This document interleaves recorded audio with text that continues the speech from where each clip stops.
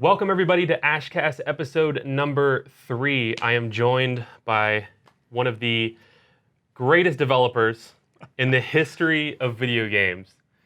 He is the lead multiplayer developer. Is that what's your official title? Design director for multiplayer. Design director for multiplayer. I feel like that's like listed kind of like in a weird, We awkward could say way. multiplayer design director if you prefer. He is the chief of everything multiplayer in the Gears universe. My friend Ryan, thank you so much. You go by Nodezero. Most people know him as Nodezero. Hey guys. So thank you for being on the podcast with me. I really pleasure. appreciate your time. I know you're a busy guy. So we are right now in Vancouver in the Coalition Studios. They've been gracious enough to lend me this awesome space with all the cool Gears of War memorabilia in the background. So to get started, you're obviously immersed in the Gears universe now. Yeah. Tell me about how you kind of got into this. I mean, it's almost like a culture, right, at this point. So, Well, what part do you want to know? Like my personal relationship with the game, like when I first got involved with like developing it, my first interaction with the community, like let's start with okay. So, like, obviously, you did something before Gears, I'm assuming, Yeah. right? So, what did you start with that got you into video games? Well, I mean, like since I was a kid, I started making video games like on my own when I was a kid. Really? Yeah, just like had a Commodore 64 and just started like hacking away at it. And nothing good. Like I made like a funny Tetris clone or whatever, like that Okay. kind of thing. So I learned programming really young. Went to school for it. But then I ended up joining the local industry and I worked at EA for about 8 years.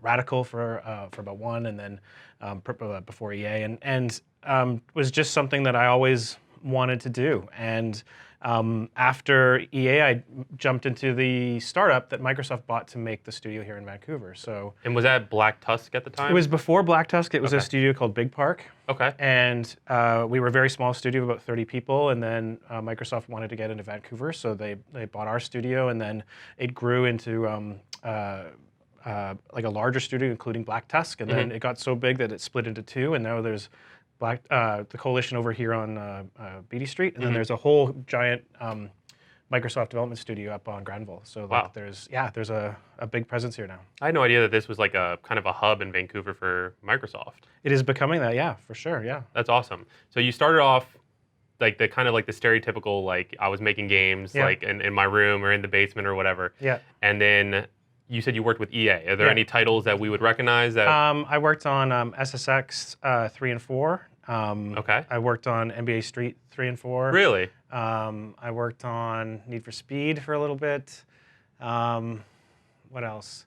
I've got some like I assisted with like one of the Lord of the Rings games.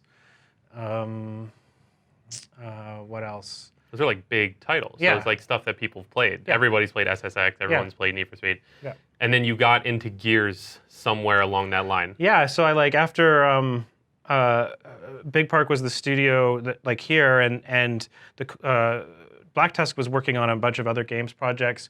I was working on some Connect game products, and then we got into interactive television. So I actually got to work with the NFL and ESPN and a few other large brands like that. And then I decided I wanted to go back into gaming, and I was actually leaving Microsoft the week that we got Gears of War. It was like literally the same week, and I was like I'm gonna go back into gaming. We got this giant gaming franchise, and they're like, why don't you interview with Rod? So I did, and Rod's like, why don't you jump on board? And I was like, great. Like, I'd love to work on Gears of War. That's kind of like so you were ready to leave, Yeah. and then Gears of War came in. Now, were you like a fan of the Gears of War franchise before that? The Gears, yeah, for sure. The Gears of War franchise it's a really special one for a lot of us in the industry. I can remember like it coming out and being making such a huge impact on the industry Yeah. in terms of like mechanics and visuals and just like the engine and the editor and everything, like just such a huge moment when Gears of War came out, and it kind of changed everything. It was so different. Yeah. Everyone was used to their, it was like the early CODs and Yeah. Halo and things like that, and then Gears of War was your shooter and your multiplayer shooter at the same time as being just like this dark horror game before horror games were really a thing. I mean, I guess you had Silent Hill, Yeah. but I remember my first time. I actually hated it. My first time playing it. My friend used to make me play it whenever I came over to his house. Right. And then there was one day we were playing the multiplayer, and we discovered in Gears of War 1, like way before like the first patches were released, there was the roadie run chainsaw glitch. Right. Where you could hit A and B at the same time, and you could literally just run into someone and they'd instantly pop, and it would do like the chainsaw noise and everything, but cancel the animation. And I fell in love with that. And I literally went and got the game just to be able to go home and do that just over and over and over again on my own. And I actually got like pretty heavily into like the glitching scene, doing the kung fu flips and crab walking and all the stuff that people hated. I was like in love with that, and then I started to like enjoy the competitive side of it as well. So it's kind of interesting to me. Like you have that, it was almost like a chance situation for you, where it was like you were ready to leave, and then it was like, hey, we got Gears, why don't you interview for that? And for me, it was like I was just had nothing to do with Gears, almost in the same way, just more I experienced it and didn't care for it, and then just something clicked and it happened. So you have like kind of that history of loving Gears, and then you got involved. Well, it was a very special thing because we were filing. The first one came out when we were filing NBA Street, and some of us on the team got together and went play it co-op while we're waiting for bugs to come in. So like really, yeah. So like we're sitting there, like we would be playing it co-op at work, and we were just enamored with this game, and it just happened that every sequel, like Gears 2 and Gears 3, came out when we were filing other games. So like the same group would get back together and we would play co-op. So there's almost like that nostalgia factor. It is, yeah, and it has this funny game development history for me, which is that Gears of War is my filing game for other games, and then now I've been able to make Gears of War. It was sort of this sort of Inception type deal, which is crazy. That's actually so cool. Like I know a lot of studios, they have like their hangout area where it's like Mario Kart and stuff like the traditional like classic party games. And that was Gears. That was Gears for us. That's so cool. So you played Gears like in that kind of situation. Did you follow any of like the esports scene, or were you just very much more casual? Well, not for Gears. Okay. So I was much more into like Counter-Strike for a long time. Okay. Like 1.6 Source era, or actually like 0.3, 0.4. Oh, okay. Like I actually went to school with like one of the programmers that made it. So wow. I was like playing very early on, and all the way up to like basically when it moved over to Source, and then I took a break from it for a long time. And so like my shooter history is much more first-person shooter, and the multiplayer, like the versus inside Gears, I always found really inaccessible. Right? It was like jumping into it, I just didn't understand what was happening. Yeah. And relative to where I felt very comfortable in a first-person shooter environment, it just wasn't really my thing. Now I played a lot of Horde, but I didn't play a bunch of the versus multiplayer until I got here. Yeah. And it was. Even here, it took a while to get over that kind of hump of like, oh, and then there's this moment where it all clicks. Yeah. And you can sort of get the third-person dynamics and how the third-person shooting works, and the Nasher and everything as a baseline. And once you get there, then the rest of the game opens up. But that's like something that's like really difficult to give people right at the beginning. And that's why we've put such an emphasis over time on getting people more quickly to a place they feel comfortable playing versus multiplayer, right? And that's where arcade came from, and like was to be able to make something that was more familiar to other people playing, so that hey, like Gears has all this cool stuff, and then when they feel comfortable with that, then we're gonna like give you the shotgun on a regular basis, and then see how you do, right? So it gives you like a little taste and kind of eases you into this world that's Gears. That's right. So do you remember like a moment that was kind of like your holy crap, this click? Like for me, it was the first time I did the chainsaw glitch, and I was like, holy crap, this is really cool. So was there one for you where it was like, okay, this is clicking. I mean, really it was the transition to the hipfire on the Nasher, right? Like where it's sort of like, those exercises where you kind of put your arms out and you fall back and you land in somebody's arms. It was kind of like that. It was like just trust me, just like don't L trigger, just like kind of line them up like this and pull the trigger and it'll just work. Right? You're like, oh yeah, I don't believe you, but okay, I'll just do it. And then it works, and then you're like, oh my god, like this, it felt so good to be able to move and have them just pop in front of you. That's satisfying. Yeah, exactly. And that was when we were playing Gears 3, but it really clicked in a very unique way when we had to rebuild Gears 3 in the Gears 4 engine. Okay. And we had to build the whole game from the ground up. It wasn't a port. We had Unreal 4, it has a different AI system, different animation system, different networking system. So we had to rebuild the game. And the first version of Gears 4 played like Mass Effect. Okay. Like it felt like Mass Effect. You're sort of Okay. running around and it feels very floaty. And Yeah. like even though all the features were there, everything was there, but it just didn't feel right. So we Yeah. went through about a 6-month process we called our parity process, where we went through and we like looked at every single piece of every mechanic, and like if there was something that didn't make sense, like in 3, but it had an impact, we're like, okay, well, we're just gonna put it in 4 just to make sure that like that's the way, like to be authentic. Yeah. And so we spent like 6 months where we meticulously went through the entire thing.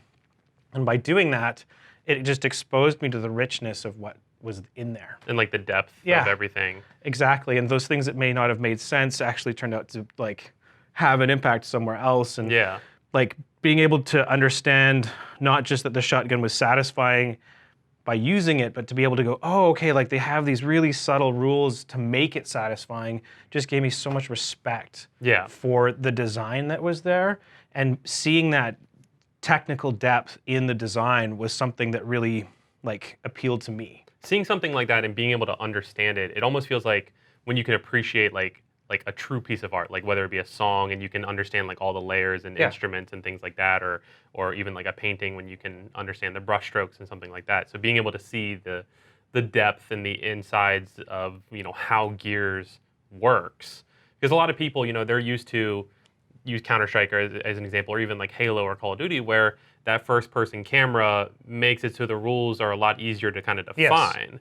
Whereas Gears of War, you can kind of see more around your character and the environment. And the movement, like in Gears, is so special that it because of like Cliff always described it as a horizontal platformer, and like it really is very true that like jump in Gears isn't vertical. Like Yeah. jump is horizontal, right? And Yeah. so when you hit A and you slide is really conceptually a jump.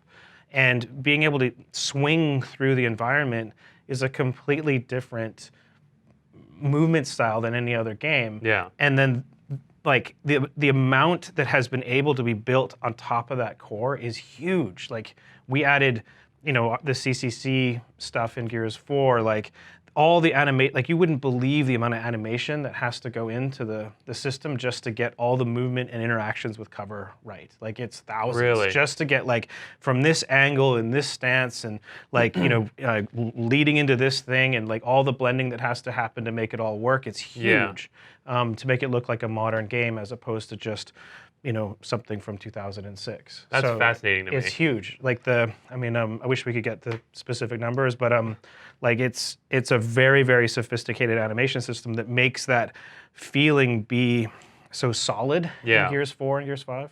Yeah, and that's kind of what I was picturing when you said that when you originally started cloning it, so to speak, for Gears 3 into the Gears 4 engine, you said it felt like Mass Effect. So to me, Gears always has that like weight to Yeah. it. Like I Yeah. don't want to say clunkiness because that makes Heaviness. it feel We describe yeah. it as really heavy. Literally, it almost feels like you're carrying a weight as Yeah. you're playing the game, and so that's what I was picturing was like, you know, Halo's very floaty, even though it's Yeah. FPS. Mass Effect's very floaty, so I could like actually, you know, envision what this might have looked like Yeah. if you guys hadn't gone through And the all the process you did. nuances were kind of missing, like just sort of, oh, like that little quirk around, you know, how just the way that you slide off cover didn't feel quite right, or the like as you're L triggering, the speed at which the reticle would come in wasn't quite right, and the like even the response of the reticles, or like the tracers. One of the things that was hilarious in Gears 4 was that we were just about ready to ship, and we looked at it, and we're like, why does this look so different than 3? And we looked at it, and like there were no hit impact on the walls. Wait, there's no like bullet marks? There was like holes? bullets, but there wasn't like big like when you go back and look at Gears 3, they have these huge like almost like little explosions that are coming Yeah. off the wall when you're hitting them. We had like little hits, but we didn't have those things, and it just didn't have a weighty feel to it. Yeah. But all the technical gameplay was there. It just didn't have that impact. And that was something that we like had to really just get a bunch of people together, some effects people, some programmers, and make sure that we nailed that, because that was such a core essence to the feeling of the game. That's so interesting. So, and this might divert topic because there's stuff I want to go back and touch on that you said, but when you so you have a shipping deadline that's kind of standard in a gaming industry when you're making a game. So you have this deadline, and I'll just make up, like, you have November 8th, you have to get this game out.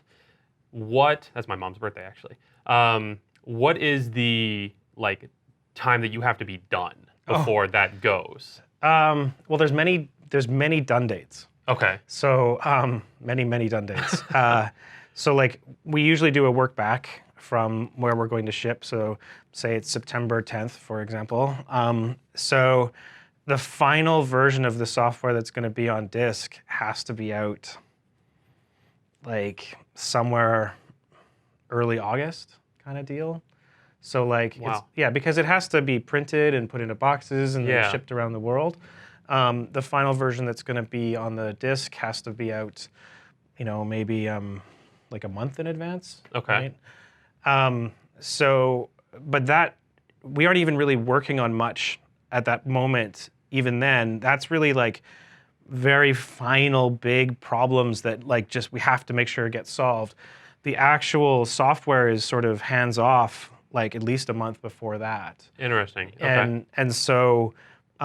And then there's a period of time, which is a stabilization time, which we call finaling, where we are trying to we don't add any features, we don't make any changes, we just remove bugs. Okay. Because there are thousands and thousands of bugs inside the software, like when you're finished kind of putting the features in, and then you have to spend a ton of time just working them out. Yeah. And you keep finding more and more as you're going. So that takes like 6 months or so. So the actual game features are really finished probably about 8 months before Interesting. Maybe even 9 months before the game goes out the door. Has there been any, so you finish the features 8 months before, and you're then debugging for 6 months. Have there been any bugs where you've gone like, oh shit, like this is huge, and it takes, either like a feature away or makes you have to rethink something? Like every couple weeks. Yeah. Really? Yeah. So that's like a pretty common thing. I mean, we don't to take a feature away doesn't usually happen. It's really more about like, oh shit, like how are we going to figure this out? Like, and we have to devote a bunch of resources to it. Yeah. What it might end up doing is knocking some other more polishy type things out later, but we do an aggressive prioritization process to make sure that we're always working on the thing that has the most impact to the user. Okay. So we don't just sort of fix the ones that we like. We have what we call a triage process we use a piece of software called Jira, where we have all the thousands and thousands of bugs in this database, and we've prioritized them as a group, and we're working from the highest priority down to the lowest priority. So we always want to make sure that we don't spend time on something that people aren't going to notice. We want to work on the things that are going to have the biggest impact to the most people. Gotcha. So like, to give you a little bit of background, I started college as a comp sci major. Right. So I did programming in Python, I did programming in Java and JavaScript and HTML, C++. Sure. So I understand the very dumbed down basics of, okay, like one of my projects is, make a blackjack game. Sure. And I have to write this game, and then I go click play, and for some reason 9 plus 10 is equaling 21, and I don't understand why I'm losing. And so the whole process, I can completely appreciate and understand how crazy that must be. And imagine 100 programmers. Yeah. All trying to work on the same thing. And everybody has kind of their own unique style typically when you're a programmer, right? And in a large company, we try to establish conventions so that everybody's working to a similar style, and we don't want someone developing the game in their own style. We want people working against sort of a standard or a protocol. Yeah, that would make it a lot easier, I assume. There's still variation. Yeah, it's got to be tough too, because you're trained and you're used to going through school and doing your own thing, except for group projects here and there, and then. And I mean, to build a game the size of Gears inside about 2.5 years is we have to do it quick. Yeah. Right. So there isn't a lot of time to sit down and navel gaze everybody else's code. So we really have a really great group of programmers that are very collaborative to make sure that their code all lines up with each other's work. And it's a really great team. That's awesome. So going back to what we were talking about earlier, so you got involved in Gears, and you've been working on it, how many years now? It'll be almost 6 years in January. So it'll be 6 years in January. So it's about 5.5 years. And what got you into the multiplayer side of it rather than doing campaign or something like that? Like two things. The campaign was already taken, Okay. but it also was a really natural fit in that like I was a multiplayer gamer. Like that's what I played, right? So League. I was in League at the time. So it was that was my main format, was playing multiplayer games. I didn't really play as many kind of story-based. I'm the same way. Yeah. So Matt, the campaign director, he plays more that kind of game, and he has a drama background, so he actually has like a lot more foundation to be able to work in that area. And my background as an engineer and as a systems programmer made me much more suitable to working with, we make a lot more features on the multiplayer team because we have a whole back end. We have to build lobby services, and we have to build progression services, and we have to build notification services, and all that stuff that interfaces into with the game to make it all work. And that's a much more technical style of product. That's what I was going to say. I feel like your side's much more technical, and his side's much more. I mean, there's obviously still the technical aspect, but he's telling a story. Yes. And you're focusing on just creating an enjoyable experience for multiple people in one lobby. Yeah, and it's a lot of it's about systems, right? And so I was a multiplayer gamer. I'm passionate about systems, and so it was a really natural fit. Yeah, makes sense. So, as the multiplayer director, are there? Your first game was UE. Yeah, so we worked with Splash Damage on UE, but I was everybody in the studio sort of touched it a little bit. Okay. Right towards the end, we all jumped on it to make sure that we got it out the door. And one of the things that I put into UE was the consistent hitboxes. Okay. So I knew from feedback from Gears 3 that there was contention around the fact that the different characters use different hitboxes. So we made sure when we shipped UE that we actually fixed that part. So that was just a little detail of how we looked at UE. We wanted to make sure that we didn't make too many changes because we wanted it to be authentic. But at the same time, we felt there were some quality of life improvements that we could make. And it was really the largest learning we got from it was around matchmaking. So that was where we built our first matchmaking system, was on UE, and then we took that learning and improved it in Gears 4, and now we've built a much more sophisticated system in 5. Now, do you feel that your studio focuses on kind of creating their own systems? Like for the matchmaking system, did you guys write your own from scratch, or did you look at what people like Call of Duty or Riot Games or these other studios and games have done? I have the great fortune to work with some partners over at Microsoft Research that invented the TrueSkill system. Okay. Tom Minka over at Microsoft Research, and I also work with Josh Mankey at 343 Halo, and he's worked at Activision, he's worked at Blizzard.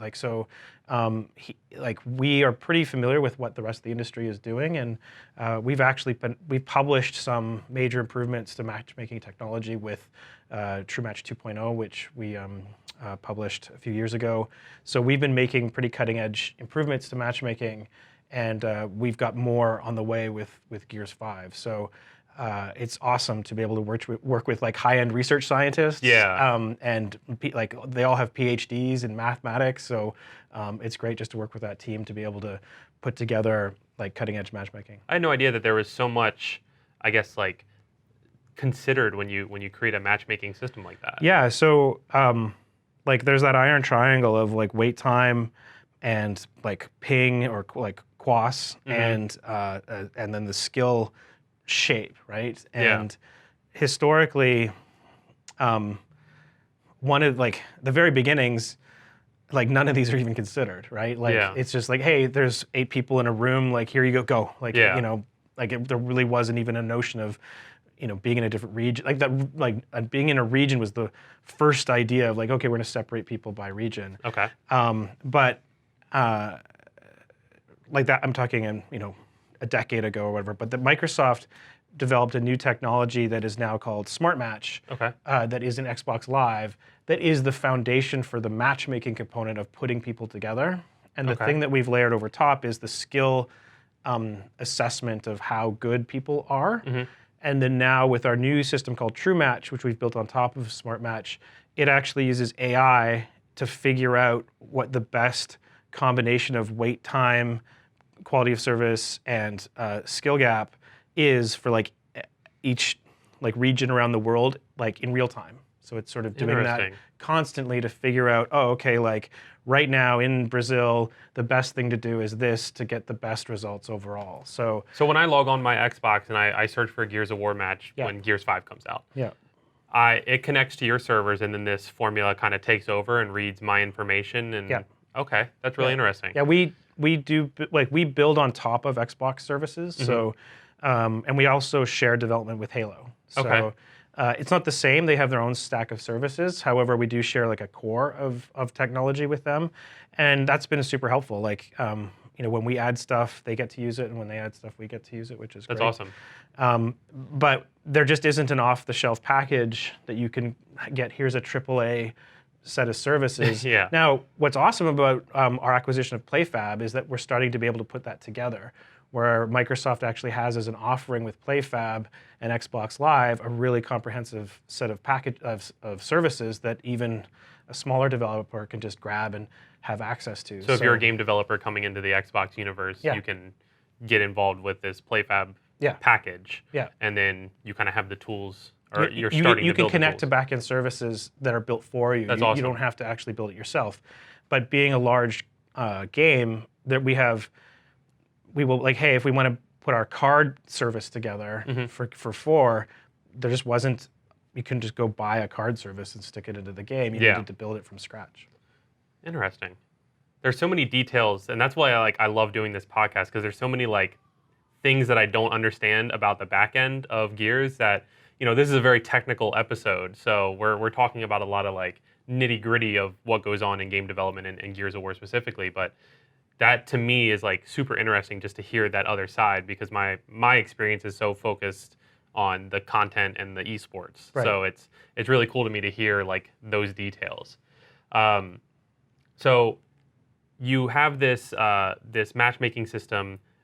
When did this kind of come together? Because that was one of my probably biggest complaints, was in Gears 4, I felt like I actually did an experiment where I made a new account and I did my social matches, and obviously like those were kind of one-sided. So I don't know if that affected my placement at all into ranked, but when I did my ranked matches, I was playing against, as an unranked player on a fresh account, people anywhere from gold to diamond, and teams of like either, teams of individual people brought together or full stacked 5 people. Sure. So one of the challenges is that there's sort of 3 psychological lenses that people use to look at a match, and they sort of jump between them as they want, which is, as is their prerogative as a person. Like, one is the sort of visible fairness, right? Which is like, oh, they have these ranks, right? Then the other is actual kind of fairness, whether they have those ranks or not. How good are those people? Did we have a good match, right? And the other is, am I earning my rank, right? So, like, what I mean by that is the time I spent getting a rank proportional to the status that it confers.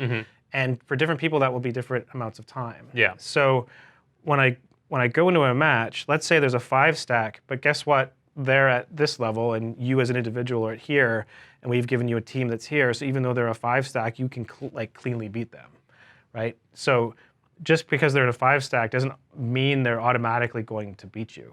Right. So we actually have a skill system that can tell us, like, given that they're in a 5 stack, how much better are they as a group than a bunch of individuals at the same skill level. So we know that, like, for the same people as individuals versus the same people as a group, we know that because they're on mics, so we know they're actually like this much better. Yeah. So then we use that to do the matchmaking. Okay. Right. So you do factor in the fact that there's a likely chance that these 5 people are going to be talking and communicating better than the other team. That's right. Okay. And so we actually know for like each, even across different skill ranges, we know how much better like being in a group actually. We actually know it for 2s, 3s, and 4s and 5s. So like we know how much better the squads of different sizes are, and we factor that in when we're making matches. Interesting. So the other challenge of the skill rank is that the skill rating that you see may not actually be representative of their skill because they still may be earning it. If you're a diamond player and you just start out and you get placed in something like gold, and you're working your way up, you're still better than your current rank is showing. Yeah. So if you jump in with a fresh account, you being you, and I'm guessing you're somewhere in diamond-ish, like Onyx 3. Onyx 3. So when you jump in, and somebody else is going to look at that fresh account and be like, hey, look, he's in like whatever, gold 1 or something like that. And like, why am I getting matched against the gold 1, but I'm actually in Onyx or whatever? Yeah. And it's because you're actually this good, right? Okay. So you're earning your rank, and rather than just sticking you in with a bunch of people that we know you're just going to brutalize, we're going to put you kind of in a place where we think is a good match for you to show your skill as well as like be challenged. Interesting. So does that carry? So how do you factor that in for brand new accounts? So brand new accounts, we don't know anything about them, but we know in general where new players sort of start. But then as soon as you start placing your placement matches, we're getting like a lot of information about how you play. So even after a round or two, we kind of know like where you're headed. Like, oh, this is somebody, this is, mental second account, or this is we don't know a that new player. It's mental. But like enough information that this is a pro player, this is like a high level, high skill. Right. Okay. That's right. Now, but the thing is that what the expectation that mental has when he goes in with a new account isn't that he instantly gets placed at diamond. Yeah. He wants to like earn his way up. It's a little climb. Right, exactly. So we have to balance the desire to the system to recognize me for where I end up at the same time as wanting to make it like a challenge. And so nobody wants to know that this is exactly where they're going to end up right when they start. Yeah. Right? And so we want to make it something that feels good to earn. And that's why with 5, we've given people more granularity to show them how much each game is kind of giving them, and in each round how much it's giving them, so they can kind of learn more about the story of how they're moving up or down. Okay. So we know from the data that if the matches are not very as even, people will quit more. Yeah. So, but we also know that people like to earn their skill, or earn their rating. So we have to balance those two ideas. Yeah. So you have to combat quitters, which is obviously something that. Well, it's not just combating quitters. It's like let's say we don't quit in one game, but after the game, you're like, well, I just dominated. This is my 3rd match where I've just destroyed the other people. I'm not going to play again tonight. Okay. But if you had some 3 really fair matches, you're like, oh, those matches were awesome. I'm going to play a 4th match. Yeah. Yeah. Okay. So this leads me into another question I have, and this is going to be a little bit more, I guess, a niche of a question. In League of Legends, and you played League of Legends, and you're familiar with their ranking system and kind of how it's changed. Familiar. Yeah, I'm more familiar with what it was a while ago. Like with when it was the number. When it was ELO, yeah. Okay. So now they have a system very similar to what Gears uses, where it's tiers and everything. There's a very high value placed on rank in League of Legends. And you can see that in, there's services that are against the rules, but you can go to websites and you can pay for people to get on your account and get you to a certain rank. It's called ELO boosting. Yeah. And you will then earn that rank. And some people do it so that they can be the rank that gets them the rewards at the end of the season. So that's gold. Some people will do it so they can be diamond and be like in that kind of upper echelon. Some people all the way to master or challenger, kind of the higher tiers. Why do you think there's such a value on League of Legends ranks, which is, it's a free-to-play game, it's a very artificial thing, compared to ranks in Gears of War, where it's, you have to pay to play Gears of War, and you still get rewards for being ranks. Why do you think there's such a difference in value? I mean, it's really hard to say what that value is or isn't because it's a very subjective thing. Mm-hmm. One, I mean, League is a very large established game, right? So it's I think what's their active user count like? Something like 50 or 60 million. It's insane. People. I know that insane. much. So like with people comes status. Right? Okay. Now what I do know is that with the introduction of the ranking system in 4, our goal was to give people a way of talking with each other.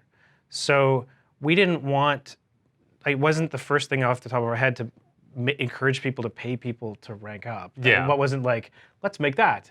It was more about, before when you played Gears, you'd be like, in Gears 3, the leaderboards were really just, they weren't skill-based, they were just kind of grind-based. Okay. And what that meant was that and they were all numerical. It's really hard to walk up to somebody and say like, oh, I'm an 835. Oh, I'm a 1132. Oh, I'm a 1731. Like calling it bronze, silver, gold, like onyx and diamond, like it created a chunky way of people to talk with each other. And so you're like, oh, I'm a bronze player, and that meant this. It didn't mean like my elo is 115, right? Okay. Which would be terrible. But if you say like I'm a bronze player, everybody knows you're a beginner. That's okay. Yeah. Right. And then at the same time, if there's a gold like 1, 2, or 3, and they're like, oh, I'm in gold, you're in gold, cool, blah, blah, and then you could actually know what the level of conversation to have with that person would be. Mm-hmm. And so the chunky skill rating was intended to help Gears players not just know their own skill, but in a really high level way, understand their relationship with their friends. So if you're Onyx and your friends are, say, gold, they can immediately know, hey, like, Nick, do you have any tips for me? Or as opposed to like, I'm 1721 and I'm 1683, and it doesn't mean as much. Right? So it almost builds like a micro kind of community system within their matchmaking. It was just to have something so that people could talk to each other about. Okay. And behind the scenes, we have a very accurate number, but it doesn't really matter because giving you this giant decimal number wouldn't mean anything. It means way more to give you, I'm an Onyx player, and then have a medal that looks cool, and like having that piece, that thing that you can use to communicate your skill level has brought pride to people who are playing Gears to say like, I'm proud to be in Onyx. I'm proud to be in Diamond, right? When we took Diamond and we split it from 3 into 5 and put Diamond Masters in there, like people were super like proud to be in Diamond Masters. Yeah. So I think like to say there's not much value there is hard because it's like there seems to me to be a lot of value that got added with that system. Now there's quirks and issues with it, and we've addressed a lot of that in Gears 5. Yeah. But I think that the reason there's just more importance placed on like by the League community is that there's 50 million people, like, or 150 million people, like, all looking at each other's stuff. Okay, so you think it's more of like a population size thing rather than a... Well, it's also, it's two things. I think one is the population size, but it's also the fact that they have all these stats publicly available, so the community is more obsessed with the stats and the numerics, as opposed to sort of the style or flourish of Gears. And that touches on like what we had a conversation at dinner a few nights ago about, where we were talking about how involved the community and League is in terms of understanding why things are the way they are, and understanding the numbers behind things and what the like optimal way of playing is. Where the Gears player base, it feels much more, I just want to get on and shoot my gun and experience it. Yeah, it's more about the flow and the experience of it. Now, I think like you made a really good point about growing the community of analysts inside the Gears community, like overall community. I think it's a great idea. Surfacing all those stats to people is a lot of work, but it's something that I think, given the way that you were talking about, makes a lot of sense. Is that something that you could see being implemented for sure down the line? Because you already give a lot of stats. We've all experienced in the tech test, although there was a little bit of a bug and everybody in the world was master at some point. There is a lot more information in Gears 5, which for me, I'm the type of person, I'm kind of like you, I'm very much multiplayer. I haven't played any of the Gears campaigns outside of Gears 1. Oh, really? Yeah, I'm horribly guilty. I won't tell anybody. Yeah. And that's it. No, so I focus much more, like I get that gratification that some people get, grinding the campaign and Right. learning the story and getting the achievements. I get that from I beat you kind of Right. thing. So I think for me, I love that multiplayer experience and that sense of achievement that I get from when I see, okay, I am now this rank, and I know that there's, like, for example, Masters tier is going to have, you said 200 to 300, but the top 100? So or the Masters tier is really defined by a percent of the users, but it's targeted to be around 200 people. Okay. But the top 100 are shown in the Masters like leaderboard that we show. Okay. So that top 100 will always be the top 100 of that playlist. That's correct. Okay. And is that global or is that region based? That's global.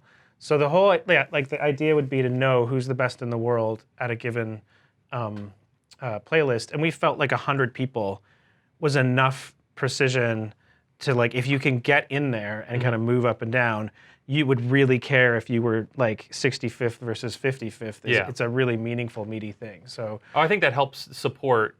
Not that, okay, so I want to clarify that we're not making any roster changes as ex-Optic Gaming and whatever our new org will be.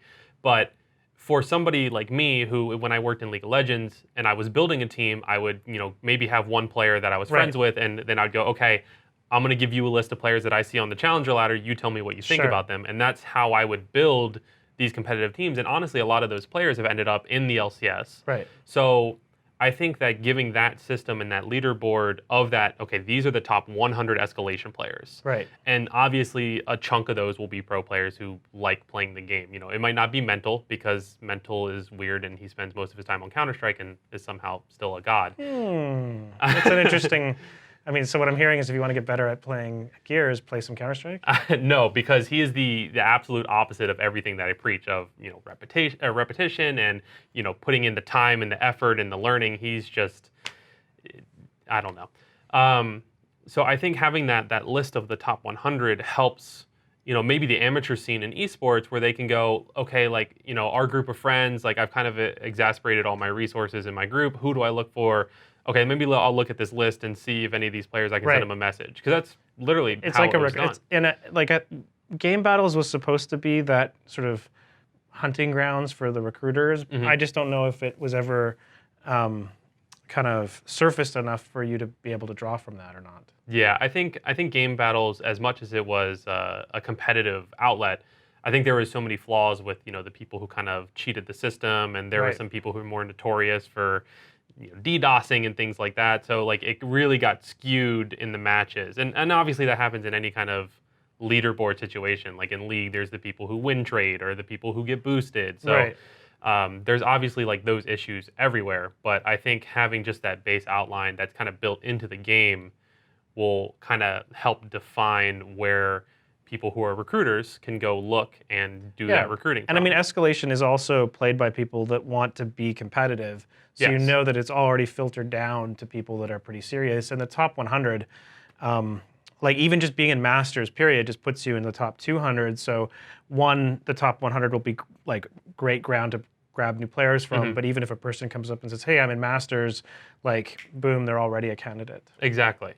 Now, will this I guess top 100, or even just the entire Masters list, will this be available on a website somewhere, or is it only in game? Yeah, we will. I don't know if it's going to be there at launch or not, but we plan on making it available online. Okay, that's awesome, because that was like, I mean, just fire up the game and look at it too. Yeah, that's true.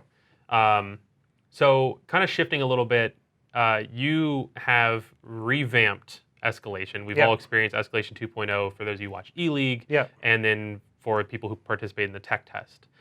What were some of the biggest lessons that you can share that you learned from Escalation 1.0 that you wanted to make changes to or fix or add to create 2.0?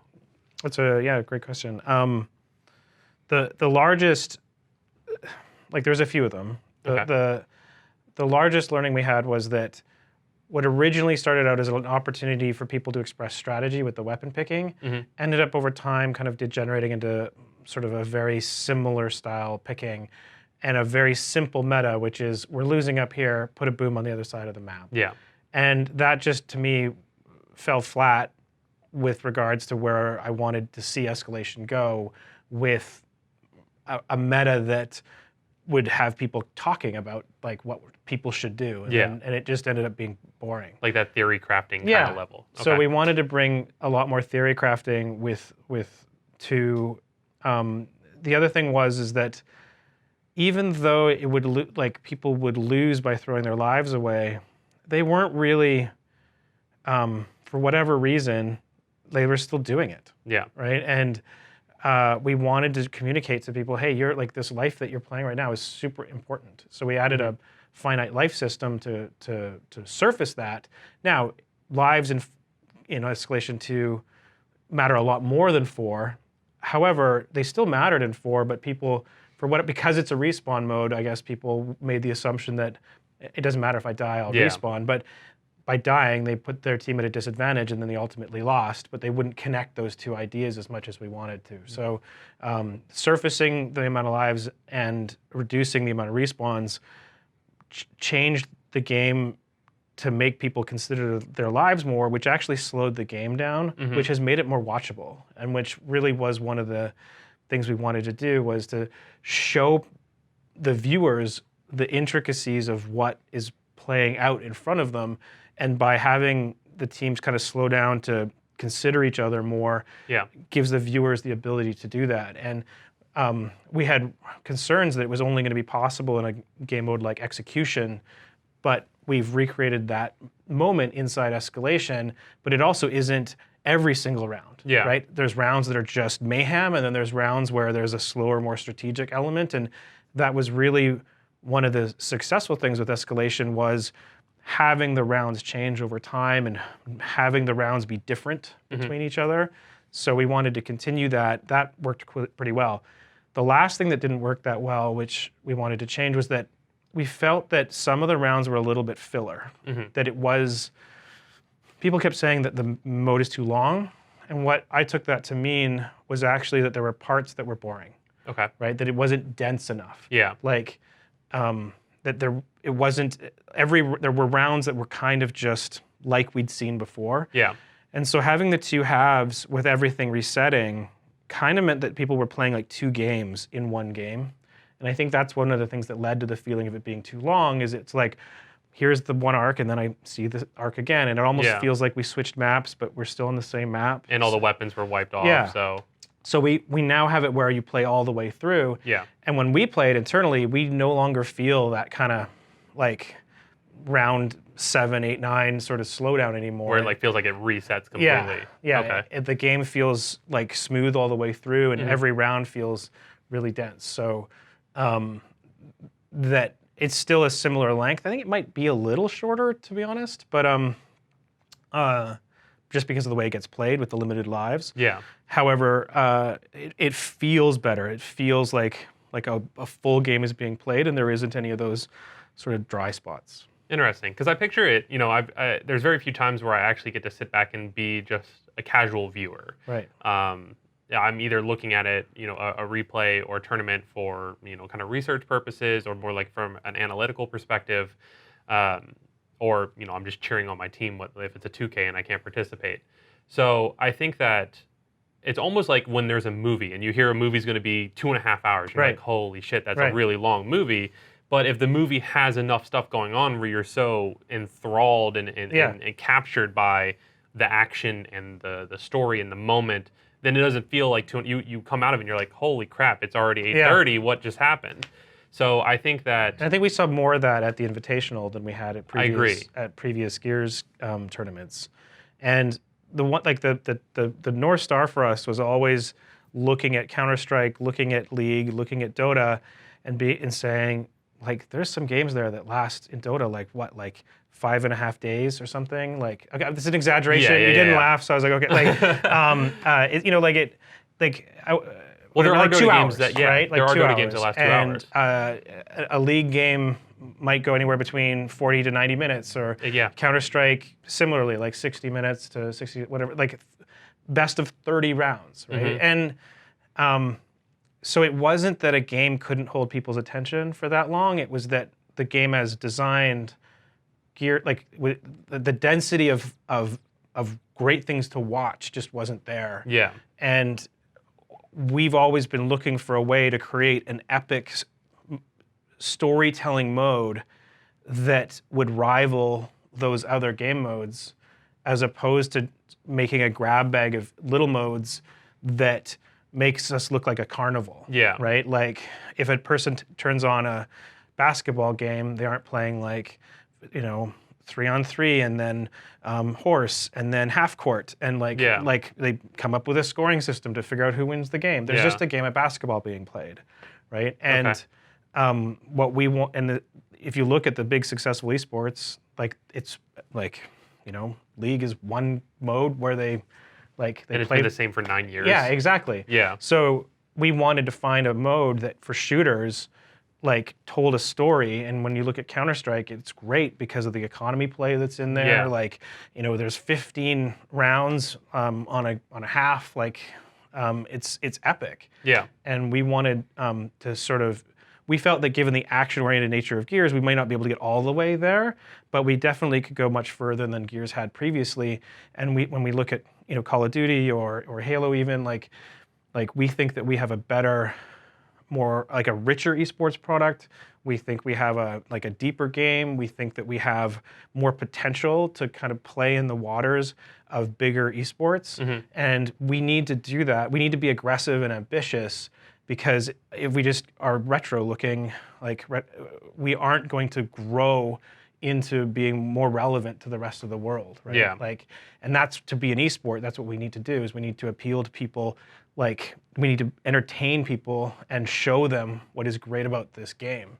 And to do that, we have to make something that showcases a much broader array of interesting, rich things. And that's where the team-based strategic element comes in, is if we couldn't make a game mode that had an evolving meta that was worth talking about over the water cooler, you don't really have an esport. Yeah, and there's whole, one of the, I don't know if this is actually accurate, but for me, one of the most popular Reddits that I used to be pretty active, are subreddits on the website Reddit, that I was very active on, was the subreddit for League of Legends, because there was so much discussion, like we talked about on the outside analytics of, oh, did you see that pro match? Here's the breakdown of what they picked, what they played, how they played it out, and then there's all the comments. There's obviously the stereotypical, oh, this team sucks and this team's good, and the United States is awful, no, Europe's awful. But there was a lot of well put out discussion and thought of breaking down the game by the community, because that's just what they were interested in. So my question to you is, now that we have a game mode that feels much more I'm trying to think of the right way to put it. I guess in-depth is the right way to put it. There's a lot more layers to it. There's more win conditions to it. Do you think that we will be able to see something like that kind of start to form, either through Gears of War forums or through the Gears of War subreddit or some sort of community? Sounds like a great idea for a new subreddit. Yeah. I think that I think that it provides the ground for it. Mm-hmm. Part of the reason I think that those discussions are possible is because of the amount of stats that are exposed. And this goes back to one of your earlier points, which is that if we were to surface more of those stats, it would make those conversations more possible, where it's oh, they won because of this, or this round was really important because of this. Hey, they placed this weapon and look at how many kills they got with this weapon, or how many they didn't, or where they were on the map with this. Look how much positioning control they got because of without sort of either replays or those stats. It makes it harder to break down. And I think League publishes replays, right? You can grab them. The replays, you can save them right in client. It used to be you had to have external software to do it, but because there is some aspects of an open API with their system, you could always figure out some way to record a replay that you could then basically fly Ghost camera around and see everything. And so I think a replay with stats would make it so that analysts could go back and actually look at what's happening and really, rather than relying on the broadcast, or what was written about it or something, it's just harder to pull meaningful information out of those assets. If you had a replay and you had the stats coming out, then you could argue about it. Yeah, and having like either going through just a rebroadcast or even just somebody's review. Like if I review a match, you're still getting mostly like my vision. That's So right. like if you walk into a room and you have blinders on, you can only see so much of the room and describe so much. And you're like, well, where was he going exactly? Well, he went away here and he showed up here, but what happened? So you can only kind of there? assume. Yeah, exactly. So do you think? And obviously this is a question where I don't want you to feel like you have to expose potential future features. But the way we're talking about a replay system. And that was something that I know was kind of, I don't want to say heavily demanded, but something that a lot of people in the community, especially in the esports community, myself included, were very like hopeful to see in Gears 5. And we didn't see it in the tech test or anything in the options. Yeah, it's not in the game right now, but like the spectator, the kill cam is actually based on like the replay technology from Unreal, and it's within the realm of possible. We did a lot of work that would be necessary to do a replay system with kill cam.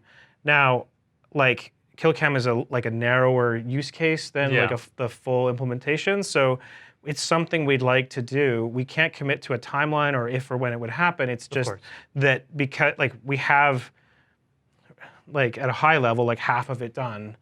Like don't hold me to that number. Like like it's we have a good chunk of it done because we've implemented kill cam, but there's still half of it to go, and kill cam was really expensive to make. So it's like we'd have to every feature we make, something else doesn't get made. Right, and that's one of the hardest parts about doing game development. Is that because of the timeline? Yeah, because you have finite resources. You have a limited amount of time. So if here's the amount of time, you have this much. And if you make this, it takes this much time. Well, that now means that other thing doesn't get made that you could put in there. So like we can't make everything, and we have to make decisions about. Well, like for example, is what's another thing that the community wants, like free for all or something like that, right? Like so let's say okay, we have a bake off now between like free for all, replays and something else. It's a new map or whatever, right? So which of these do you pick, right? You have this you only have room for one of them, and it's like, well, the challenge with the replay system is how many people use it. Right? Like it isn't like a mode or a map where everybody gets to use it. It's only like 10, 5, 2% of the people that actually like use it. That's not like a general community thing as much as it is like catered towards content creators and esports and stuff. And that's not to say we wouldn't do it. It's just that when we're evaluating, like one of the reasons that we're able to make such a big game with like a medium team size is that we are very careful about which things we work on to make sure they all have very big impact. And so even though we have designs for something like a replay system, doesn't mean that we can just make it, because we still have to prioritize it against other things, and we always look for, is this thing going to have like big impact? And even esports itself, to be honest, is always like a difficult thing just from a numbers point of view to rationalize. Like, why do we invest so much in escalation? Right? Why do we invest so much in spectator mode? Why do we invest so much in like working with the esports community? And it's because we want to communicate that there's a aspirational top end to playing Gears, and that's important to us to show what the best can be. So even though the numbers don't exactly work out from most people impacted by it, it means that there's something that the community really gets value out of it more than just playing. So there's a lot of considerations that go into feature prioritization. And I think with that esports topic, I think there's also kind of almost like the advertisement side of it, where it's like, this is our game, like this is like what the best of the best can do, and like if you want to be able to do that, then buy our game and try it for yourself, kind of thing. That would be great if that was like, I would love to get to that point. It's more about showing to the players that are playing the game right now. Like, I'm sure there's people that watch that don't play, but a lot of the people that play the game, and it's about showing them that, hey, like if you like learn that one extra thing, you could play like this, or hey, like playing as a team is really fun, like to show them that there's another step for them to go, like rather than thinking, well, I'm really good at Gears, what now? Like we want them to see always some opportunity in front of them to be able to get better at the game, and to see that even people that are really, really good are even still challenged to do better, right? Like the guys on any given esports team are amazing, right? Yeah. Not just X Optic, like it's the whole like esports scene. All those are amazingly excellent players of the game. Yeah. And we want them to feel like there's a place for them, and then we also want everybody to see that, right? Okay. That like you just by watching these games, you can see that, oh wow, they're doing such amazing things. I'm here, like I'm able to do this. Now I could look at doing this or whatever, right? And then that means that people are playing the game and feeling good about their progression. When they go from Gold 3 to Onyx 1, that means something as opposed to it just being a little UI element that changes. Yeah, interesting. So you mentioned it very briefly in passing, so I'm going to bring it up because it's obviously a big part of what the community talks about now that they've seen us streaming, playing versus and everything like that. Wingman and free-for-all. Sure. Those are big topics. Wingman was from what I understand, I mean, I loved Wingman, and everyone claims it was a very popular game mode. I don't know the numbers. To be honest, like what people think of as popular, I have no idea how they really know that. Oh, it's skewed opinion. By far the most popular modes are like TDM and King of the Hill. They're social. Like you can think of like social, TDM, and King of the Hill as kind of three equal pillars, and then everything else is sort of like Guardian and Escalation are kind of the next sort of 2 levels. Yeah, I learned recently, maybe a couple months ago, that Guardian actually has like a very dedicated. It does. Now, like we made some changes to it that made that possible. Like before, it wasn't like that. Before, it was actually a very small amount, and we made some kind of subtle changes that I don't know if the Guardian community liked it or not, but it turned out that they played it a lot more now. So it seems to work out. So, Wingman and Free for All are not currently in Gears 5. That's correct.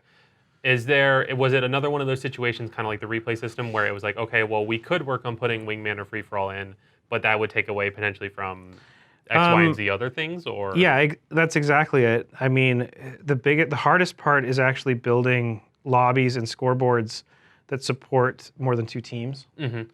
So that takes a lot of work, and it's actually like we've built free for all the game mode like 2 or 3 times now over while we've worked on Gears, and it's never been the game logic that's the problem. It's always the building a lobby that.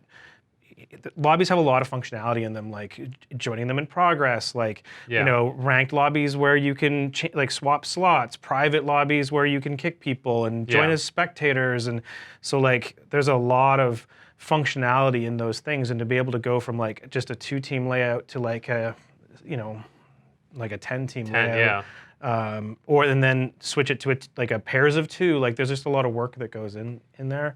What I saw with Wingman is that a lot of people played Wingman as free-for-all, where they would drop one person into each and then they'd play it as free-for-all. So I think if you were to take all the people that played Wingman and take out the ones that played it like free-for-all, I don't know that what's left would be, say, as big as King of the Hill, right? I don't think that King of the Hill's like this, and to spend time against it versus something that will be hit a lot more people, and given the amount of work it would take to put into the lobbies, it's just hard to make that argument that it's really the best place to spend the resources for launch. Okay. Now, post-launch is another story. With Gears 5, we have a much more extensive post-launch plan. We plan to go for longer. We won't be releasing as many maps as we did in Gears 4, but we will be kind of supporting the game actively for quite a while. Okay, so there is a possibility of new game modes being added down the line. I mean, Absolutely. We've seen one-shot, one-kill added and removed No, dozens absolutely. of times. So. We want to take a much more active approach than in Gears 4. We have a slot that's we don't think of them as events so much anymore as the weekly featured playlist. And it might be a little slow to get started just because of getting the game ready for launch. However, over time, what we want to do is every week kind of have a new thing to try. Okay. And so we would use that to introduce new modes that we now support, and people can play it. And if they like it, then we'll kind of turn it into a full mode. Okay. So that leaves an open potential for things like free for all Absolutely. or wingman. Okay, Absolutely. so that's really good to hear. We want them. We played them internally. I mean, we played them in Gears 3 and Gears Judgment. So it's not like, again, it's if we could snap our fingers and have it, we would. It's just everything has to be traded off against something else. Gotcha. So one of my concerns from Gears 4 was, and this honestly is getting brought up because of Twitter as of last night. So I tweeted that Gears 5, in my opinion, is the best Gears Award title to date. Wow. Thank you. And no, thank you. And I'm basing that off of, obviously there's things that, I mean, this podcast will probably come out after the game comes out. Sure. But as of recording this, there's things that were shown to us and told to us that I can't speak of publicly. Okay. But from what I've seen and what I've been told and what I've experienced playing the game, it feels like a lot of my concerns and issues with Gears 4 have kind of been answered. Like, obviously, there's other things that I would have loved to see, like a replay system. I would have loved it. That was on my wish list. Sure. But, I guess, like, a little coal in the stocking didn't hurt anything. Unless you use it to hit people, but anyway. Yeah, that's true. Does that make you Santa in that kind of analogy, or would that more be Rod? Coal in the stocking. I think that makes you Santa. I think it makes me Santa. Yeah, because you're the multiplayer guy. Yes. So, on Twitter, I had tweeted like October of 2016, around when the Gears 4 came out, something similar, that Gears 4 I thought was the best game to date. What people don't realize is since then, my opinion shifted on Gears 4. Okay. And I'm going to be honest with you. My reason for that game, or at least my opinion on that game shifting, was I felt that the balancing that took place in terms of the weapons and just kind of the way the maps played and things like that wasn't frequent as much. I came from League, so I am used to monthly, twice a month patches where things get changed and shifted around. And I felt like Gears got, there was obviously the changes that you guys made to the shotgun. Some of them were great. Some of them were what the hell. And at least from like a community standpoint. And so which is it? Which do you want? Do you want it good or do you want it frequent? Frequent. For me, even if it's not good? I think that if it's frequent, it'll always have some layer of good and some layer of bad. Maybe. With this game, like the relationship between the Lancer and the Gnasher is so tight. Mm-hmm. Like to jiggle those around, like even tiny number changes have such significant change on everything. I think all the other weapons are fair game, right? It's just that, like, we feel that with Vive, we have this really sweet spot of, like, the Gnasher on its own and the Lancer's relationship with the Gnasher that works for both core and competitive. That tuning took, like, probably about 20 months to get to that spot. So just kind of jiggling that relationship around sort of makes me a little queasy. Well, no, I completely get that there's like a lot of layers to it that people don't take into consideration. And I think we've had a discussion on that previously where like talking about secondary weapons. Yeah. Like if you nerf or if you weaken a hammer burst, then why would anyone put a hammer burst down that kills that weapon? And then that also in turn buffs the other weapons because now they're officially stronger than that one. And I don't think people take that into consideration. But going back to my point, I think Gears 4 fell short for me because of the lack of kind of frequent updates where like the game changed a little bit or made us adapt a little bit more to the metas. So you're not going to like this answer, which is that that's going to happen in arcade. Okay. So it'll happen for sure in the other modes. Like we will make tuning changes and we will add new maps and we will the games will evolve. But the arcade mode is designed to be more of a flexible kind of hero shooter light where it's like there's a little more room to play with, right? And that it's a little more forgiving when you make changes. So if we bring out a new character with a new set of abilities, all of a sudden that shakes up all the meta. And because competitive is all about everybody starting with exactly the same weapons, it makes it really, really, really hard to have, like we've even tried this initial separation of like the back guys get grenades and the front guys don't.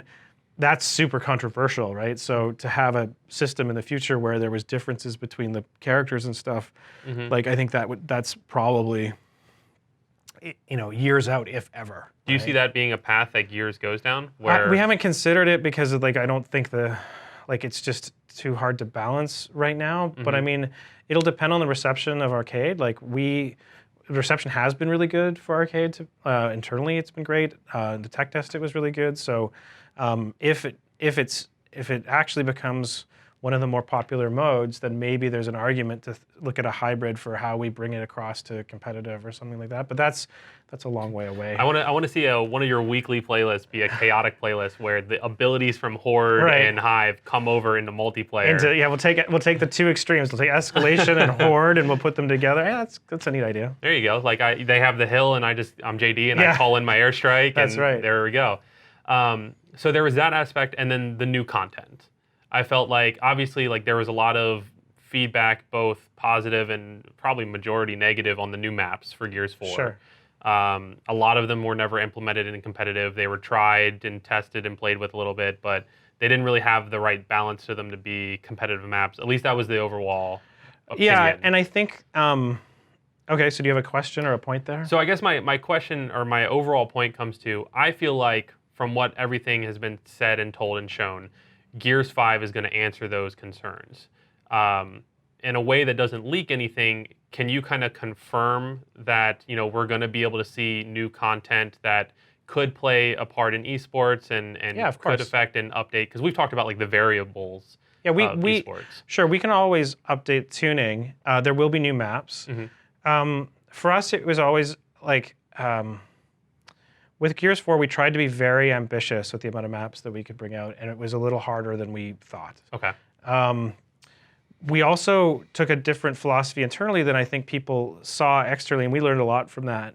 Our philosophy was to bring back, to not have maps that redo the gameplay from historical maps, right? Like we didn't want to go and call something, like shopping center that's basically like a slightly rearranged checkout. We'll just bring out checkout, right?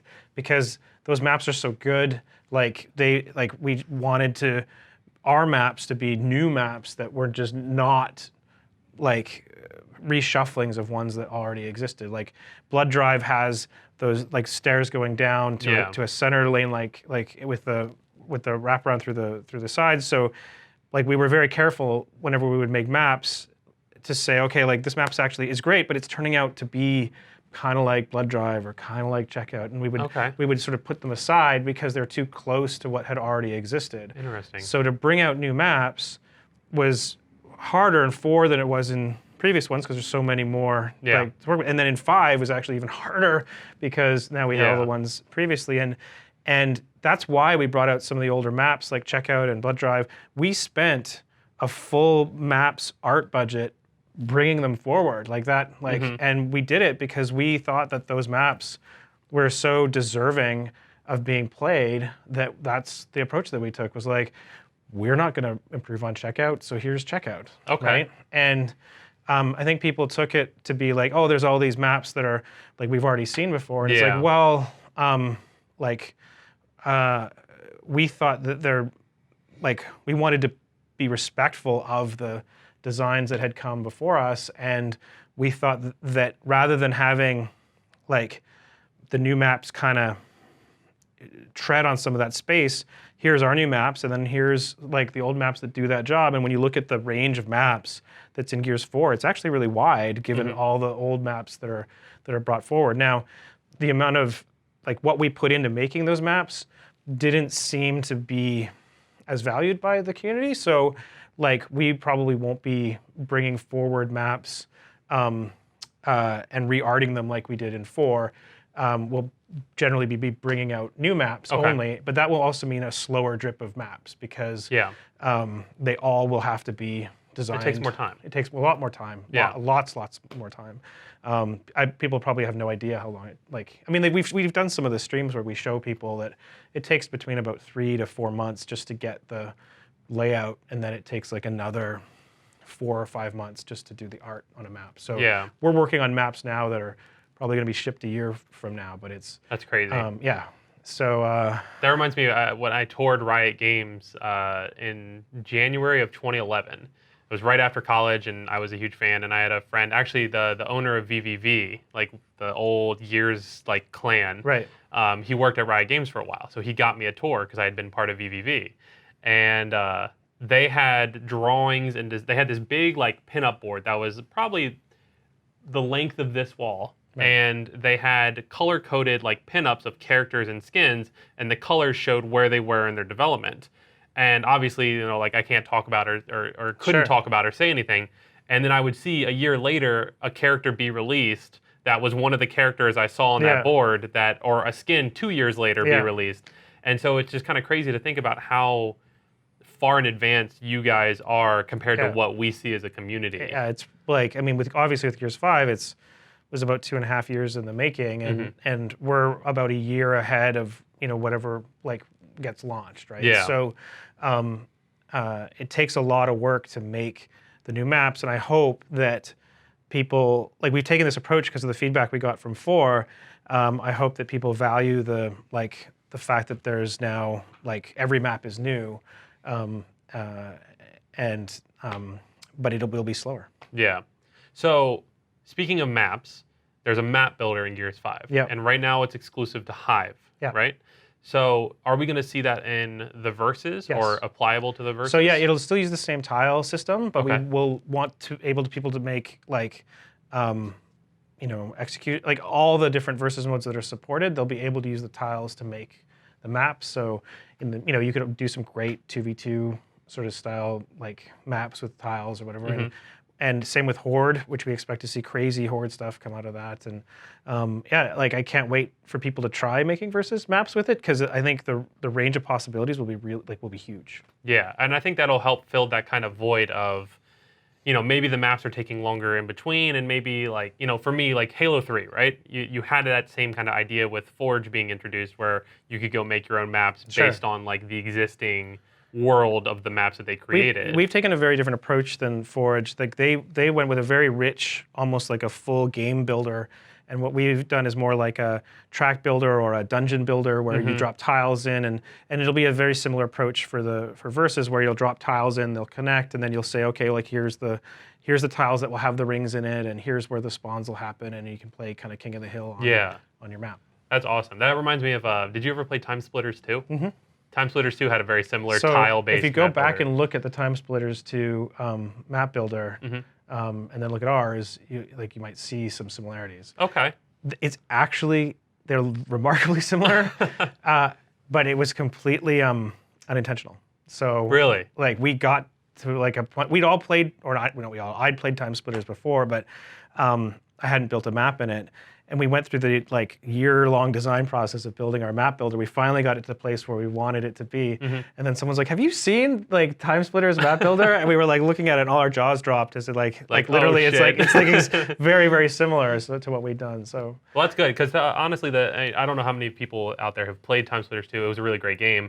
But the map builder, like, it was simple enough to where you didn't feel like you were overwhelmed. Yeah. But it still gave you the opportunity to kind of create your own little world to compete in. Like, you know, I created lane maps that were, before I knew what League and Dota and things like that, where I was creating maps where it was split into 3 and you ran down that hallway and you fought. So I think that's going to open up the doors to a lot of opportunities for the people who, you know, go, okay, well, there's only been this many new maps, and we won't get another map for a couple months, but now I've got these community-made maps that I can go play with. And I think once we support it, we're going to experiment with it ourselves. So what we'd love to do when we release the support for Versus Map Builder is actually go, hey, here's what a TDM map could look like. Here's what a 2v2 map could look like. Here's what a King of the Hill map could look like. So we will actually make official TC tile maps for each one of the modes as well. That's awesome. That'll be really good to kind of get the community involved and maybe like kind of spark that creative side of people who want to play with map builders. Honestly, I'm getting to the end of like the topics that I really wanted to touch with you on. There are a couple last points. So Gears 5, we've got what, a week left? What day is it? I think today's the 29th. So yeah, maybe a little longer than a week, so, like 8 days or something. So we've got a little bit of time left. We talked about kind of like the lessons that you learned from Escalation going into Escalation 2.0. I want to broaden that question and make it a little bit more difficult for you. I apologize. You obviously are one of the more public figures of the Coalition. You, Dana, Jack Felling previously, you guys are kind of like the faces, so to speak. So you get all the love and you get all the hate at the same time. A lot of hate. We're a very vocal and passionate community. Are there any like lessons that you learned from that feedback, the constructive feedback, not just the random bullshit hate, but like constructive feedback that you took from the community and you went, okay, that's actually a really good idea. Let me see how I can implement that going into Gears 5. Most of the really helpful feedback came out of conversations with people. Okay. Conversations with pros, conversations with content creators, conversations with fans. Twitter is almost designed, not even designed. Twitter is has a property of almost getting rid of thought, right? You know, like it's a great way of putting it. Primarily like because of the character limit and like the way conversations happen, and that you can just like be having a serious conversation, all of a sudden a GIF pops up, and like you're like, okay, like this is fun, but it's not the same as having a conversation with somebody, and like just getting the idea of like, hey, look at stats as if it was through the lens of a community analyst as opposed to a high-end player is like a little nugget that you'd get out of a conversation that you may not get out of hundreds of Twitter posts. Right? Yeah. And like we listen to the community. Like I always, whenever somebody talks to me, I always try to ask them for more and try to like tell me more about this thing that you're so that I can dig for some of those lessons. But to be honest, most of like the really kind of like the whole way of thinking about competitive came about by actually talking with competitive gamers, right, and having a dialogue more than just being yelled at. Like to be able to survive on Twitter, I've just had to adopt a zero abuse policy that like you can talk about the game, but if you talk about me or the coalition like in a like a sort of in a personal attack way, like I just have to block somebody, right? And I do the same thing. It's just a survival thing. Like I just can't go online and have hundreds of people yell at me. It's tough. I mean, it's just as a human being, like it's just not something you can stomach, or I can't stomach it. So I'm totally happy to have extensive conversations about the game, as long as it's constructive and like comfortable. If it's just negativity, yelling, and abuse, then that's not something that I want to be a part of. Yeah, the mute button became one of my best friends. Yeah, I figured that's the perfect balance, because you get them off your timeline and out of your mentions. Yeah. But you don't give them the satisfaction of, oh, look, this person blocked me. Ha ha ha! What a well, I mean, pussy. I'll mute people that I think are like borderline, where they're kind of negative, but they're not really attacking anybody. So just like, you know what? But I will straight up block people that are like, you're just a toxic person that I don't want to like, I don't even want you atting me on stuff, because like, I don't want to have like even a conversation where like I'm part of something that I don't want to be. Yeah, well, I think people don't understand, and my degree's in psychology, so this is where I get nerdy about stuff. I think people don't understand that, you can get 100 compliments, and then you get that one negative one. And for some reason, at least for me, that one negative one feels like a stronger voice and drowns out the 100 positive. Like, it's great that I can be like, I can hear, you're the best coach, you're a great coach, your team's so successful, you're such a big part of that. And then I have that one person who goes, you're a fucking freeloader and you don't do anything. And it's like that, for some reason, that's the one that sticks with you and resonates, and you kind of hold on to that and like... I mean, I think it's your brain looking for like ways to improve. You're like, oh, well, if that's somebody's told me a flaw, I need to overcome that flaw, right? Yeah. Like, but the other stuff is just confirming the things you like likely already think, right? Yeah. So, like that's the worst, is getting like sort of stuff that's super toxic that makes you doubt, like, am I doing the right thing now? Like, and it's the other person on the other side of it isn't really putting a lot of thought into it. They're just attacking, and so like there's been times where I've just had to just delete Twitter from my phone. Yeah. Which is sad, because I really do like to talk about the game, and I really like to hear about people's experiences with the game. So it's great to have that connection, like that direct connection with the community. That's right. But then we said, it gets drowned out by those people who, you never know what happens with them. And I try to give people the benefit of the doubt sometimes. But, sometimes people are just assholes because they're assholes. And the really interesting is when you meet them in person, most of them are pretty nice. Yeah. And then that's why I said, like, Twitter just seems to suck the kind of depth out of a conversation. And so while there's things that get discussed, and there have been some things that people, hey, that's kind of a neat idea or whatever online, like most of the stuff that's stuck has been like through conversations with people. Interesting. And I think the internet in general, there's kind of like this facade that people hide behind of like, oh, I'm just giving criticism, where they'll say the Gears 5 maps suck. What's wrong with that? I'm just giving criticism, and that's not really what criticism is. No. Criticism is giving feedback that you can take and then use to improve off of. So telling you the maps suck. Why did the map suck? What can I do to make them better? There's a difference between actionable feedback and non-actionable feedback. Saying they suck is non-actionable. Yeah. And so if it's not actionable, guess what? It's not constructive. Exactly. And that just means it's basically whining. And you're like, okay, cool. Like, they suck.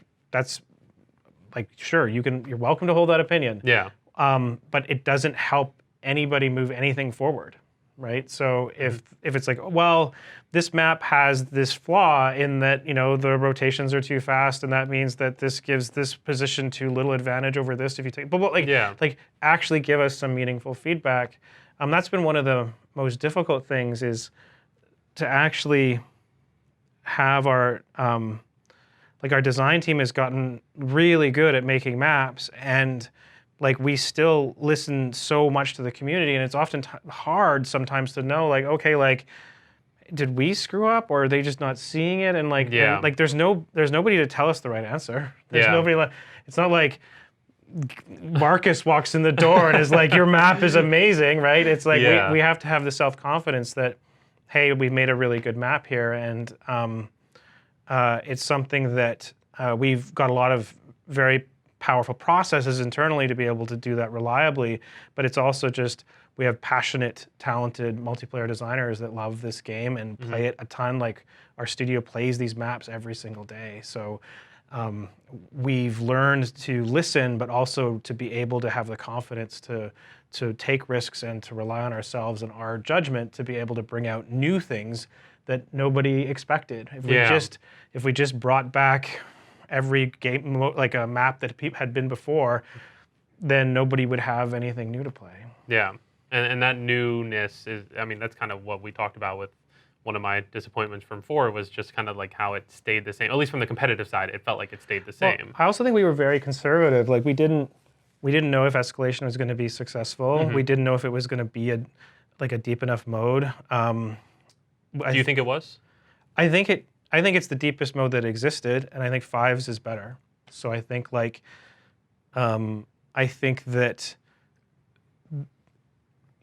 I'm of the solid belief that if you take the best team in escalation, they'll beat everybody at every other mode. Yeah. That, like, you could put them in King of the Hill and they'll beat everybody in King of the Hill. You put them in execution, they'll beat everybody in execution. That the fact that escalation has all of the skills, like all of the skills needed to be successful in those other modes, are found inside escalation, and there isn't really a need to do those other modes because, like, they're found inside this one mode. I think that's one of like the kind of coolest not analogies, but like coolest things that has been said about escalation that I've never thought of, was like you could take the best teams from escalation and they would beat the best teams specific to some of the other game modes. Yeah. I think that's true. And the thing that isn't in those other modes is the dynamic rotation quality that's in escalation. That like the balance of a map hangs in like a razor's edge, right? Like it's do you move this way or this way as a team, and to be able to do that on the fly and to be able to recover from if you're hypothetically a team that wins the initial, well, in execution, you won. Yeah. However, in escalation, now, like, you not only have to win the initial, but you actually have to then react to what's coming.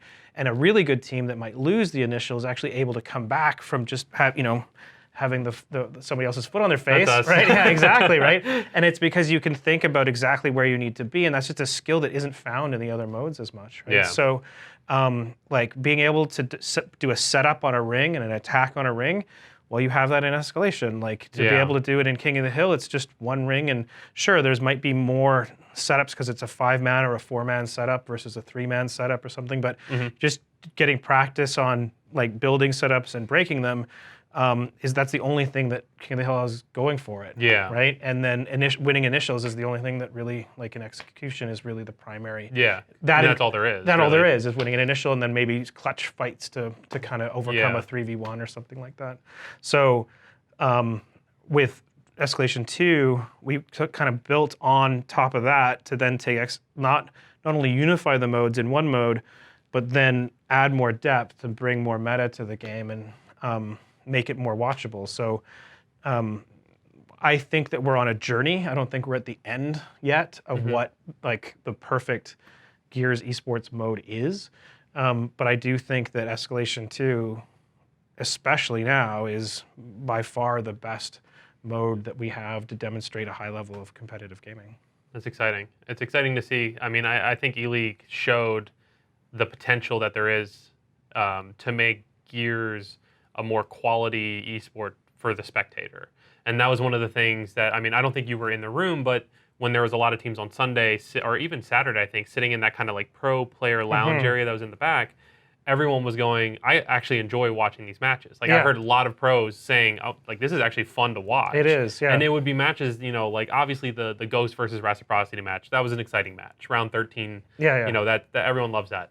But the other matches, even if they were one-sided, people were like, okay, this is actually fun to watch. These are good games to watch. Yeah. And that was not something that I ever heard a collective group of pro players say throughout pretty much the entirety of Gears 4 after kind of that initial honeymoon phase. Yes, that's right. So I think that's something that's, I mean, to me, that's kind of like one of the biggest credits to your hard work and your vision of Escalation is you've got that investment from the people who have thoroughly experienced it. Maybe not some of the community people who've played tech test, but some of the people who've gotten that kind of real experience of 2.0 are saying this is fun to watch. Yeah, and that's awesome to hear. And like just our experience watching, we find it a lot more fun to watch. So like you said earlier, we hope that sustains, but we know with confidence that as it stands right now, it's more fun than it was previously. Yeah.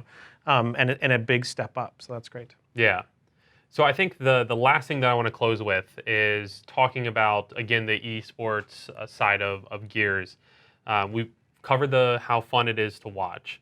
I think the other side, for at least my personal belief, is the other side of growing an esport is growing the general community. Obviously, League of Legends esports is very large because they have a very large player base. Yeah. And if you look at it as, you know, 5% of your player base is going to be the esports side, then if you have 50 million people concurrently playing, you're going to have a much larger player base in a game that has 100,000 people concurrently playing. Right. So I've always thought that Gears, obviously the game itself needs to be good, which so far you've already heard my thoughts on 5. Thanks. Do you think that we are going to see the general player base itself grow with Gears 5 compared to Gears 4? Because we don't ever get to see those numbers as a community. And I mean, I don't, like, the main reason we don't put the numbers on the playlists is because we don't want to create, like, negative feedback loops by, like, oh, like, if you really want to play Guardian, we want you to play Guardian.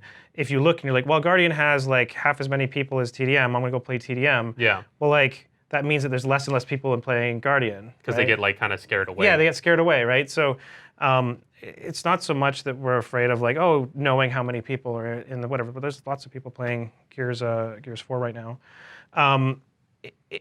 It's like, so with 5, I think that with Game Pass, with PC, with Steam, we have the opportunity to, like, have a significantly larger influx of players. The thing we need to do is to make sure that we have an entry point for them into Versus. Because if they just jump into your average King of the Hill match, they are not going to stay. Yeah.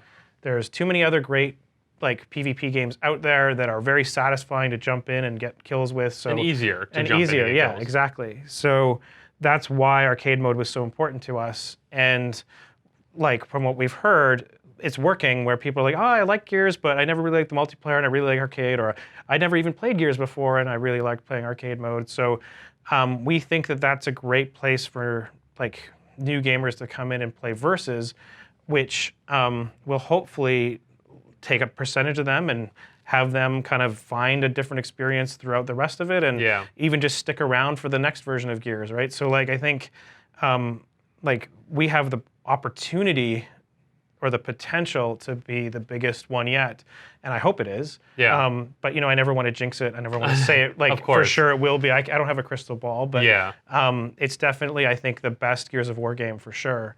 And I think that it's definitely the best multiplayer in Gears history. So I just think there's so many features, and when the game comes out, everybody's going to learn what I'm referring to. But like even like things that I am allowed to talk about, like the searchable custom lobbies, like something, even though that seems so small, and there was always custom lobbies that you could go join or get invited to from by the your browser. friends. You're talking about the lobby browser. But like having a lobby browser, I mean, that opens the door for like, think of how many like Counter-Strike clans there are that just have like their servers that are going. That's right. So like that opens so many doors to so many possibilities for content, for just casual playing. Yeah. The map builder, I think it takes pressure off the matchmaker as well, because we don't have to support like the small playlists like Warzone or whatever anymore, because you can go find Warzone matches like if you want on the lobby browser. Yeah, exactly. I think that just there's so many things like that, which I'm calling them little details because to me they're not like the core of the game. But they're obviously no little undertaking. No, we're not. But I think those features being added in are why I'm tweeting the things that I'm I'm tweeting about this. I think truly that this is going to be the best Gears game that we've experienced. So thanks for saying so. I'm very excited. Anything else you want to say? No, I think you've got some editing and to do here. Yeah, I usually try to keep it a little bit, just make sure that there was no sound issues and then let it go. So thank you so much. I appreciate this. This has been episode 3 of the Ashcast with my friend Nodezero. Make sure you check out Gears of War 5 when it drops September 10th and September 6th for early access. So I'll be on September 6th. Make sure you guys go get the game. Subscribe to the YouTube channel if you're watching there. I don't know when this will be available on other things, but if you're listening, thank you so much for listening, and I will see you all in the next episode.